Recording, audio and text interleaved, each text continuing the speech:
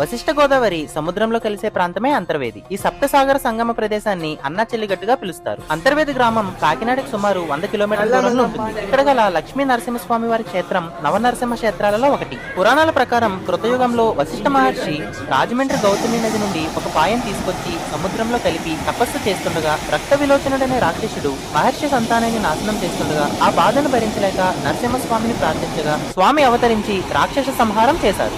బ్రహ్మ పురాణం ఆధారంగా త్రేతాయుగంలో రావణాసుర సంహారం అనంతరం రాముడు, లక్ష్మణుడు, ఆంజనేయ స్వామి స్వామివారిని దర్శించుకున్నారని, అలానే ద్వాపర యుగంలో అర్జునుడు దర్శించుకున్నట్లుగా చెప్తారు. ఇక్కడ లక్ష్మీ నరసింహస్వామి పశ్చిమ ముఖంగా ఉంటారు. ఆలయం ఉదయం 6:30 నుండి 1 గంట వరకు, మధ్యాహ్నం 3 గంటల నుంచి 7:30 వరకు తెరిచి ఉంటుంది. ఆలయం ఆర్కిటెక్చర్ చాలా బాగుంటుంది. ఆలయంలో ప్రతినిత్యం స్వామివారికి అభిషేకం, ఆరాధనతో పాటు సుదర్శన హోమాన్ని నిర్వహిస్తారు. అలానే ఇక్కడ ప్రతిరోజు అన్నదానం కూడా జరుగుతుంది. ఈ ఆలయానికి 2 కిలోమీటర్ల దూరంలో బీచ్ ఉంటుంది. అలానే ఇంకొక 2 కిలోమీటర్ల దూరంలో లైట్ హౌస్,